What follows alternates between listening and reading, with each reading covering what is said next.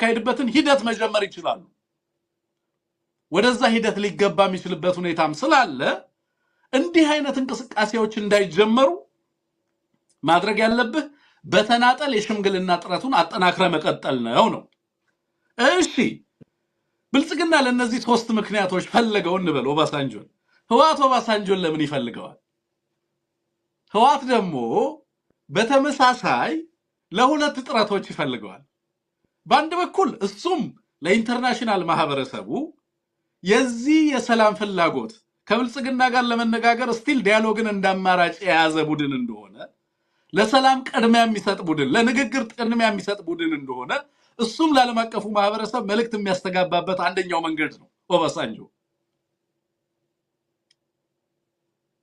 ከአብይ ጋር ተነጋግሮ ህዋት ምንም ማሳካት አይችልም አንሙት ሁለት ነገር ነው ማድረግ የሚችለው ምናልባት በጀት ላይ ያስለቅቅ ይችላል ቀደም እንዳልከው አንተ ከዛ ውጪ ነዳጅና ምናምን አገልግሎቶች ምናምን እንግዲህ ብልጽግና ማህበረሰቡን ነው በጅምላ እየጎዳ ያለው ሪጋርድለስ ኦፍ ህዋት በጀቱ የትግራይ ህዝብ በጀት ነው አንሙት የህዝቡ በጀት ነው የትምህርት በጀት ከህዋት ጋር አይገናኝም የጤና በጀት የትግራይ ህዝብ የጤና ጉዳይ ነው ሌሎችም በጀቶች ለህዝብ እንጂ የሚመደቡት ህዝቡን ለሚያስተዳድረው የፖለቲካ ድርጅት አይደለም የሚመደበው በጀትም የሚመደበው ቤዚካሊ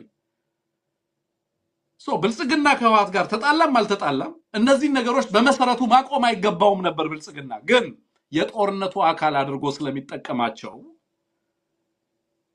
ይሄንን ብሎኬድ እነዚህ ነገሮች በመልቀቅ በማስለቀቅ ህዋት ሊጠቀም የሚችላቸው ነገሮች ካሉ እነዛን ስቲል ኤክስፕሎር ያደርጋል በጀት ከለቀቀለት ነዳጅ እንዲለቅለት ለማድረግ ስቲል ይሞክራል በሌላ በኩል ግን ህዋት ራሱ ተጨማሪ 3-4 ቀናትም ቢሆን የሚፈልግ ቢሆን እነዛን ቀናቶች ሊያገኝባቸው እስከሚፈልገው ወታደራዊ ስምሪትና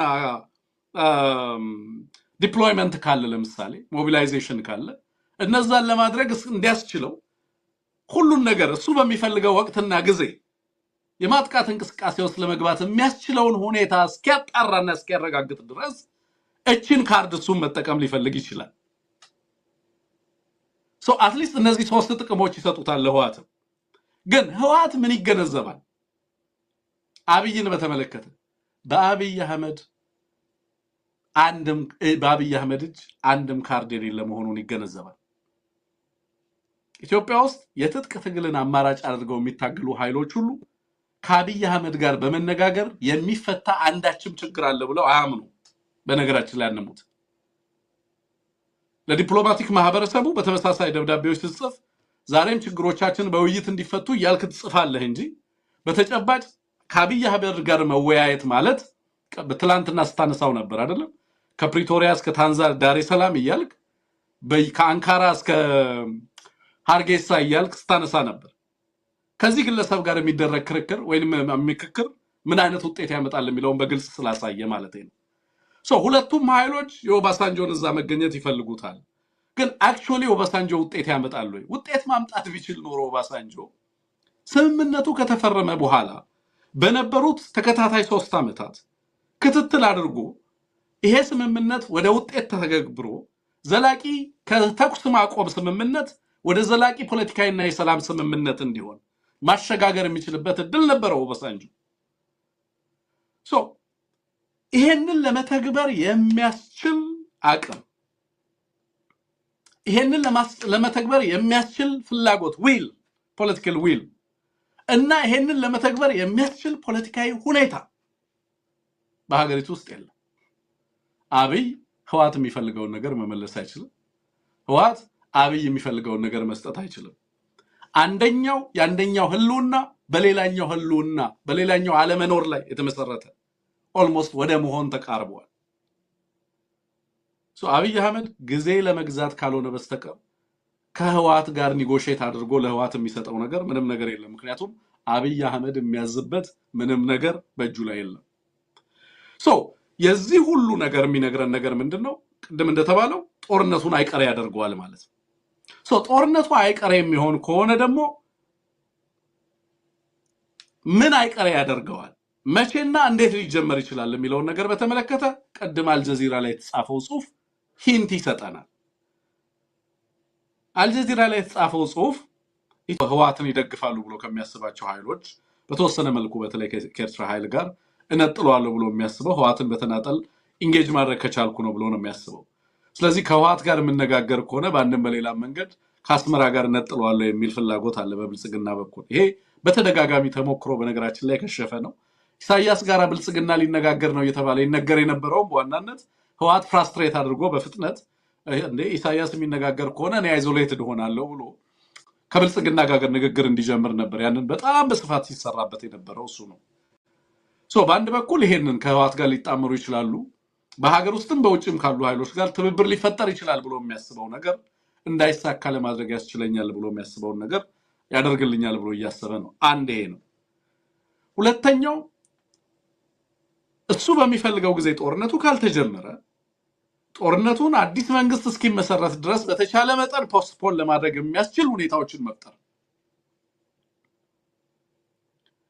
ለዚህ በአንድ በኩል ህወሓትን በንግግር ኢንጌጅ ማድረግ፣ በሌላ በኩል ከፍተኛ አደጋ ይዘውበት የመጡ የፋኖና የኦላ ኃይሎች ደግሞ የውስጥ አንድነት እንዳይኖራቸው እነሱን ማወክና ቢቻል እንዲበተኑ ማድረግ። ሁለተኛው ትልቁ ዓላማው እሱ ነው። ህወሓትን ተናጥላይ በሆነ መንገድ ኢንጌጅ ማድረግ ይፈልጋል፣ አኮሞዴት ማድረግ ይፈልጋል። በነገራችን ላይ ችግር ከመጣ አብይ አህመድ የህወሓትን ጥያቄዎች ለመመለስ ችግር የለበትም። ካርዱን ሊሰጥ ይችላል። ያ ካርድ ወልቃይትና ራያን ኑና ውሰዱ የሚል አይነት እንቅስቃሴ ውስጥ ሊገባ ይችላል። አብይ አህመድ ስላልቻለ ነው እስካሁን ይሄንን ማድረግ። በነገራችን ላይ ህወሓት በመጨረሻ ሪያላይዝ ያደረገው ነገር ፕሪቶሪያን እኮ ህወሓት ፈርሟል። መፈረም ብቻ አይደለም እንዲተገበር ደጋግሞ ጠይቋል። ግን የፕሪቶሪያ መተግበር ማለት ምን ማለት ነው? በዋናነት እኮ ሁለት ነገሮችን ያካትታል። አሁን ብዙ ጊዜ ተደጋግሞ የሚነሳው አንድ የተፈናቃዮች መመለስ ነው።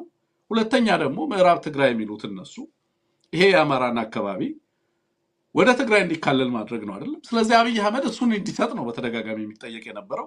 ግን በኋላ ላይ ቢጠብቁ አብይ አህመድ ያንን ማሳካት የሚችል ኃይል እንዳልሆነ በትክክል ተገነዘቡ ነው። አብይ አህመድ ጋር ምን አለና ነው ህወሓት ከአብይ አህመድ ጋር ኢንጌጅ የሚያደርገው? እችን የኦባሳንጆን ገመድ ሁለቱም ኃይሎች መያዝ ፈልገዋል። ብልጽግና በሁለት ምክንያት ኦባሳንጆን ይፈልገዋል። አትሊስት በሶስት ምክንያት እንበለው እና እናስፋው። አንደኛው ምክንያት ለዓለም አቀፉ ማህበረሰብ የዲፕሎማቲክ ጥረት እያደረገ እንዳለ ማሳያ አድርጎ ይጠቀምበታል። ቅድም አንሙት እንዳልከው አንደኛው ትልቁ የኦባሳንጆ ጥቅም ፋይዳ እሱ ይሆናል። ሁለተኛ በሀገር ውስጥ ሊተባበሩ ነው የሚሉት ኃይሎች መካከል ጥርጣሬን ትዘራለህ። በውጭም ህወሓትን ይደግፉታል ከሚሉት ኃይሎች ጋር በአንድም በሌላ መንገድ ጥርጣሬን በመዝራት ህወሓትን ከተቻለ ከነዚህ ኃይሎች ለመነጠል ጥረት ማድረግ ነው። ሁለተኛ የሚፈልግበት ምክንያት ይሄ ነው።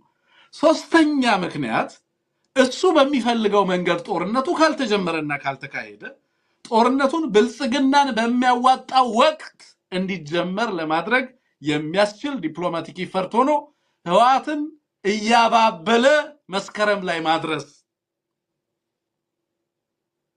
መስከረም ጥቅምት አካባቢ እስከ ህዳር ድረስ እያባበልክ መውሰድ።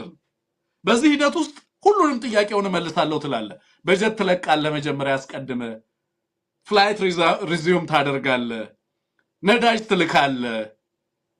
ኦኬ አንዳንድ ነገሮችን እያደረግ ልክ ለሰላም ኮሚትድ እንደሆንክ ፕሪቴንድ ታደርጋለ፣ ታስመስላለ።